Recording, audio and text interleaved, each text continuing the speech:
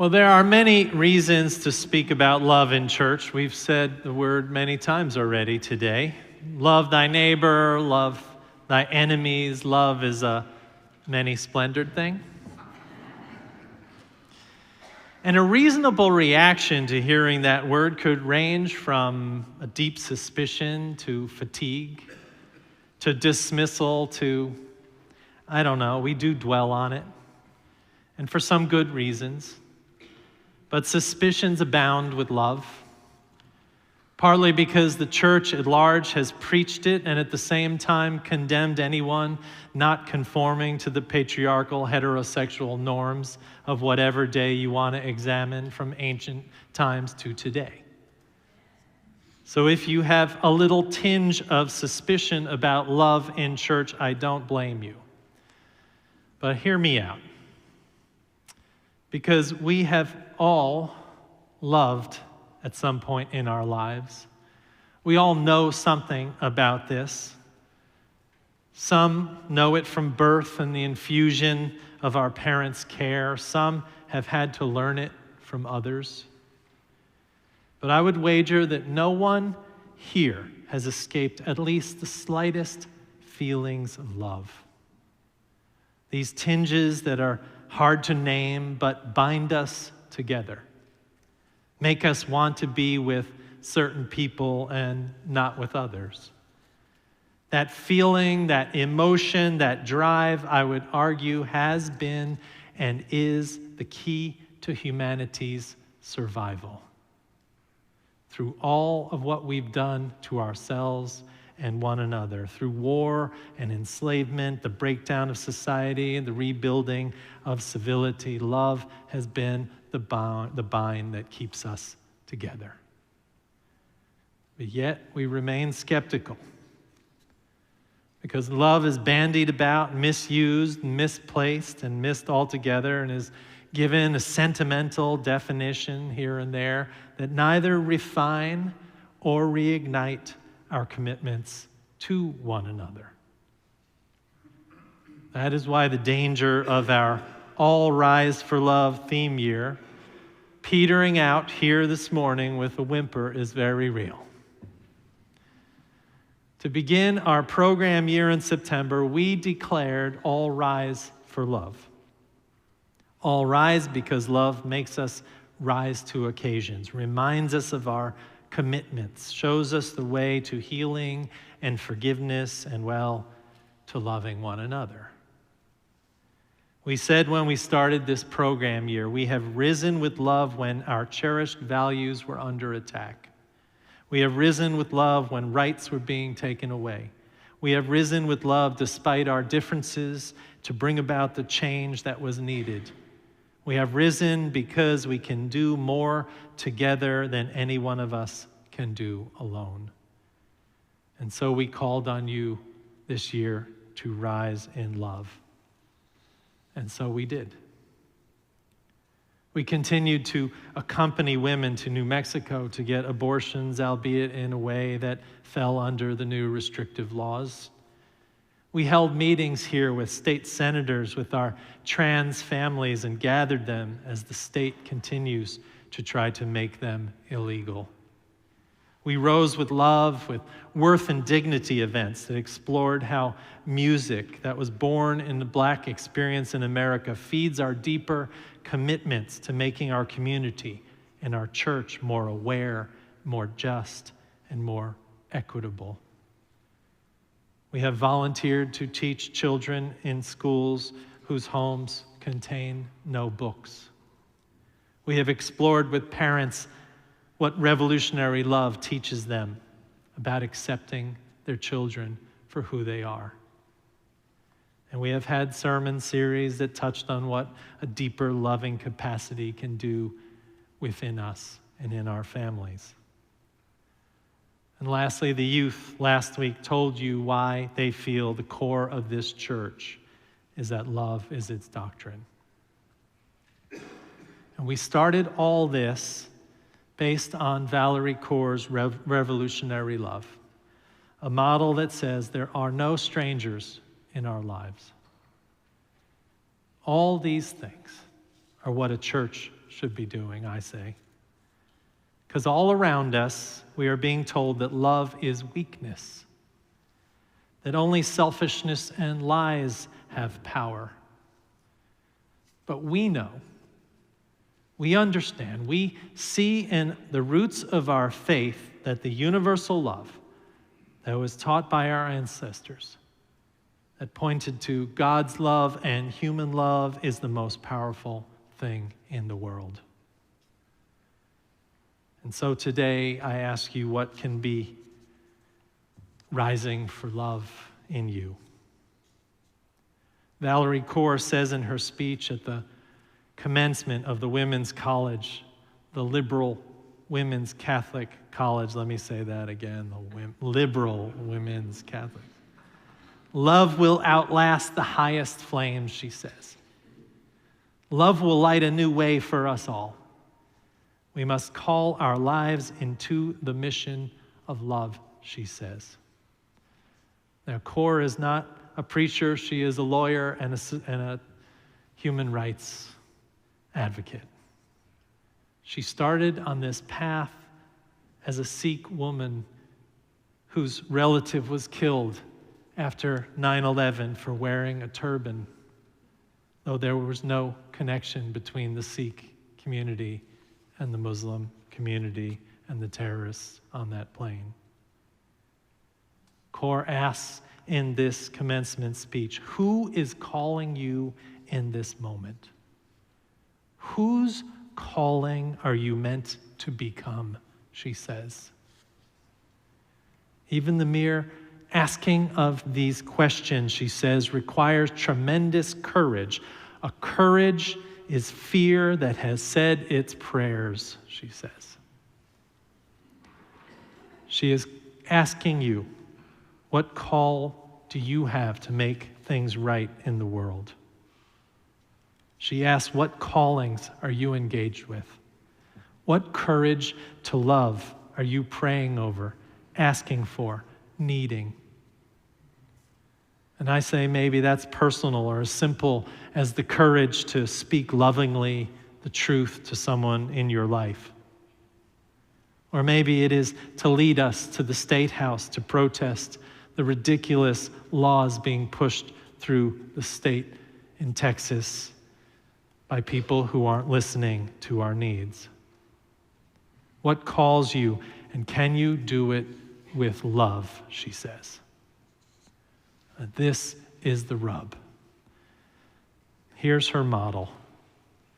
She breaks it down into 3 areas: love for ourselves, for others, and our opponents. She says, in a sense, we are not strangers to ourselves, but we require centering and breathing and pushing for change and allowing ourselves to learn. Does that resonate with anybody here? This week, my physical therapist measured the progress on my broken arm, and I said I was frustrated that I wasn't getting anywhere, and then she showed me that I was actually getting somewhere. And wisely, she said, can't you have a little grace for yourself? Then she asked me to put that in a sermon, so I said, okay, it fits this week. But I realized she was right, because you and I aren't taught to love ourselves. We aren't taught to have grace for ourselves. What teaches that is feminism, which is the grounding of this model. It says that you matter, and to protect your joy, you can't rush the healing that you need. That love for yourself is the foundation for all that you can give to others. Do you hear that? And to learn from those moments when you are challenged, to not force through things, but to develop them with a loving intent and intention. That is a calling to love ourselves. And then the model says to love others, to see that there are no strangers. So we meet others with curiosity, allowing ourselves to grieve with one another over our common losses and fight together and see each other as related. She says to see others literally as you are part of me that I don't yet know. That is a practice that you can take from here today as you walk through your life, to look at other people and know that they are your sibling in the human world. And then the hard part, to love opponents. The model says we have to tend the wounds of our opponents. This is hard. The challenge, really. She says to enter into this kind of love, we must allow ourselves to see the opponent not as a monster, but as a person who is threatened and wounded and doesn't know what else to do but to try and hurt us or cast a vote or a policy aimed at us. But if we go through our rage to listening, to reimagining, and to tending the wounds in them, not healing them, only they can heal themselves, but tending to them, allows us to see opponents who have been radicalized by policy and culture and the need for power and greed, and to still believe that together we can change systems that entrap us in hateful and divisive rhetoric. This is the hard part. This is not forgetting, but forgiving. This is living free of hate. This is asking, can you see the wounds in the one who hurts you? Rather than condemn them, hold them accountable. And if you're panicking right now by hearing what I'm saying, go back to the first thing and breathe and push and find some self-love. You see, I think she is right. When we battle bad systems, not bad people, we can change things. When we first attend to the rage and the grief and love ourselves and practice then seeing no stranger, then we can be ready when we refuse to hate others. That is what revolutionary love requires. I think she is right. It requires us walking these three paths deeply. Because if we walk only one, we lose. If we love only self, what is it? Narcissism. If we love only others, we are ineffective. And if we love only opponents, there's a form of self-loathing. The three forms together make us whole and ready to be revolutionary. Who are the revolutionaries in your life who have showed you this kind of love and leadership? To stand with the calling of love and justice is all hard, seemingly impossible, especially when we're under attack. When our values, our lives, our loves are under attack. When we are asking, why can't we just live in peace, and war keeps coming to the door. For me today to read some of the political rhetoric about how to stop what they called child mutilation and sexualization of children, inflammatory language that doesn't even begin to understand the children and the families they demonize, it is easy to get discouraged. I know this personally because my family is under attack by anti-trans bills. I know the grief and the pain of being on the receiving end of such hateful attacks and rhetoric. And I still choose to be a revolutionary, to listen and to learn even through my rage, to breathe, to push, to change myself, to find some grace for myself, to wonder, to fight for what is right, and to refuse to demonize anyone because that is a poison I refuse to take. You get what I'm saying?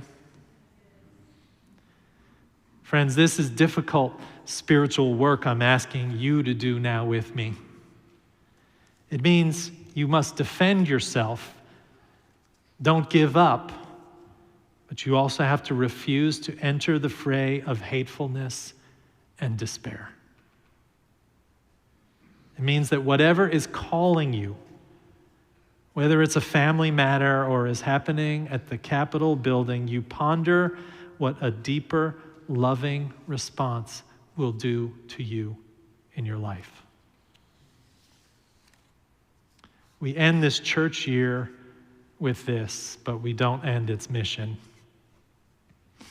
In some ways, every year will be this mission. Because every year for over 500 years, a small minority of Unitarians and Universalists since the 1500s to today have had this mission. A small band of people have said, freedom is a source for all. Dissent is our duty to stand up to orthodoxy, and love is the ground floor of our religion. So, friends, we will not stop being revolutionary. We will love this world to death, and we will do it together. Can I get an amen?